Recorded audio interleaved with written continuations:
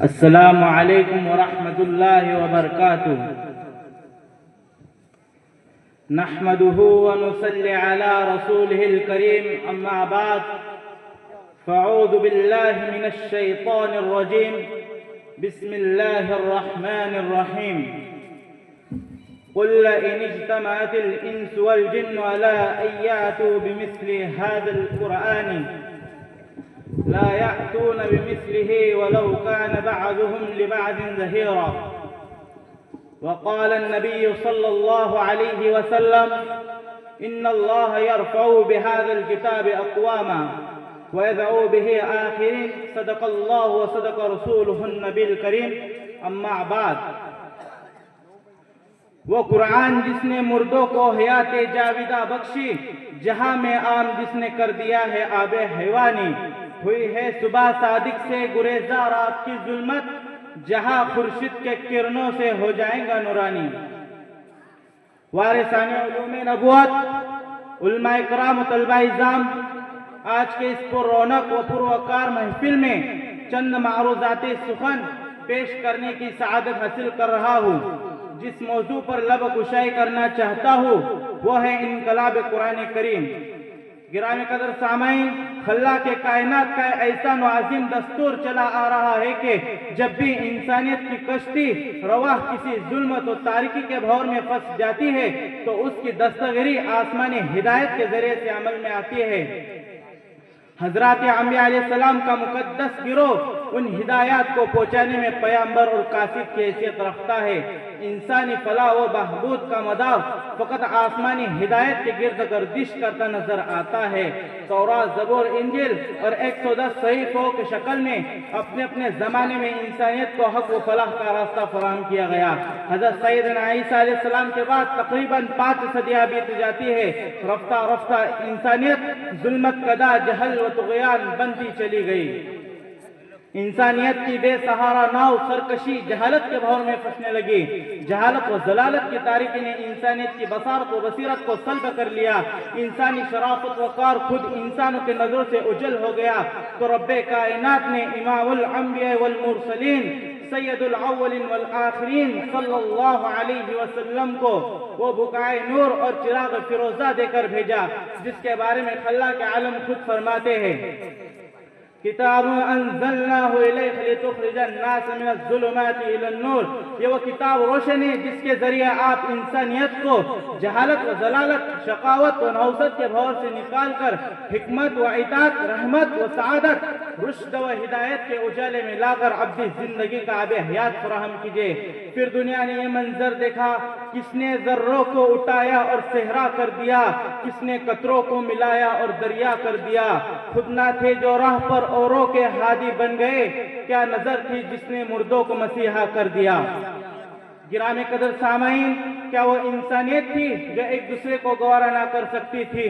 شرافت وقار کا تاج پہنی ہوئی انسانیت زندہ درگور کر دی جاتی تھی، مگر میں قربان جاؤں قرآن کے انقلاب پر جس نے آ کر یہ اعلان کر دیا، وَلَا تَقْتُلُوا أَوْلَادَكُمْ خَشْيَةَ إِمْلَاقٍ، جس نے آ کر یہ اعلان کیا، وَإِذَا الْمَوْءُودَةُ سُئِلَتْ بِأَيِّ ذَنبٍ قُتِلَتْ۔ انقلاب قرآن سے انسانیت کو مقام ملا ہے۔ إِنَّ الْجَنَّةَ عِنْدَ رِجْلِهَا کہہ کر جنت کو ماں کے قدموں رکھ دیا۔ وہ قوم جو انسانیت کا خون بہانا اپنا محبوب مشغلہ سمجھتی تھی، اسے قرآن کا ایک پیغام ملا ہے، وَلَا يَقْتُلُونَ النَّفْسَ الَّتِي حَرَّمَ اللَّهُ إِلَّا بِالْحَقِّ وَلَا يَزْنُونَ۔ ناحق کسی کا خون بہانا جائز نہیں ہے۔ انقلاب قرآن کا منظر دنیا نے دیکھا کہ وہ قوم جس کے بارے میں خالق کائنات فرماتے ہیں، لو انفقت ما فی الارض جميعا ما الفت بین قلوبہم، اگر دنیا جہاں کے طریقہ عمل استعمال کر لے جاتے، دنیا کے سارے عقل مند دانش اور اپنے حرب استعمال کر لے جاتے، دنیا کے سارے دولت و خزائن تمام ذخیرے ختم کر دے جاتے، ما الفت بین قلوبہم، اس قوم کی سرکشی عداوت ختم ہونے والی نہیں تھی۔ قبیلے قوم کی خاطر لڑنے والی قوم میں کبھی محبت و الفت کا چراغ فریضہ ہونے والا نہیں تھا۔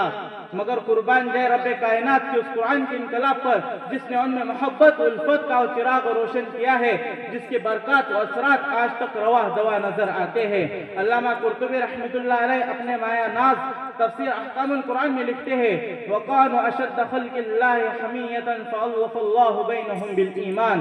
پورے مخلوق میں سب سے زیادہ حمیت کی شدت رکھنے والی قوم ایمان کے نور سے اس قدر آراستہ ہو جاتی ہے کہ خالق کائنات خود اعلان فرماتے ہیں اِذْ كُنْتُمْ أَعْدَاءً فَأَلَّفَ بَيْنَ قُلُوبِكُمْ فَأَصْبَحْتُمْ بِنِعْمَتِهِ إِخْوَانًا۔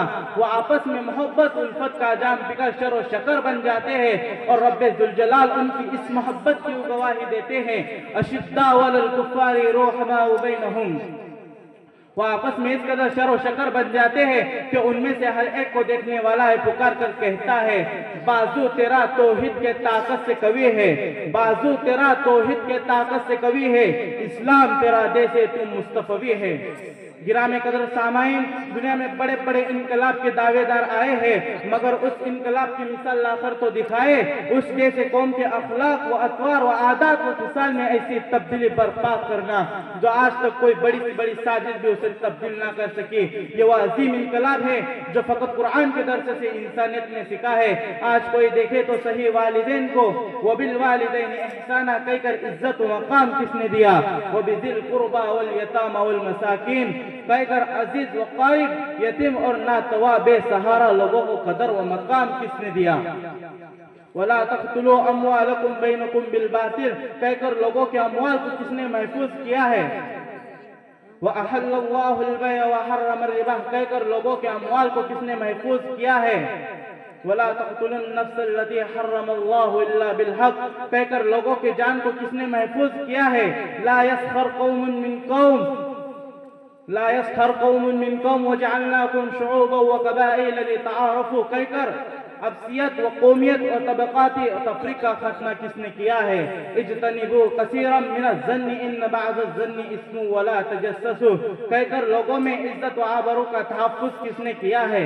ولا تنازعوا فتفشلوا وتذهب ريحكم واصبروا کہہ کر لوگوں میں فساد و لڑائی کے روش کو کس نے ختم کیا ہے۔ ان تمام سوالوں کے جواب میں اوراق تاریخ پکار کر کہیں گی کہ یہ انقلاب عظیم صرف اس قرآن نے برپا کیا ہے جس کی شان یہ ہے اسی سے جہاں کی ہے یہ روشنائی، اسی سے ملی خدا کی آشنائی، اسی سے جہاں کو ہدایت ملی، اسی سے ملی قوت آزمائی، وما علینا ان البلاغ۔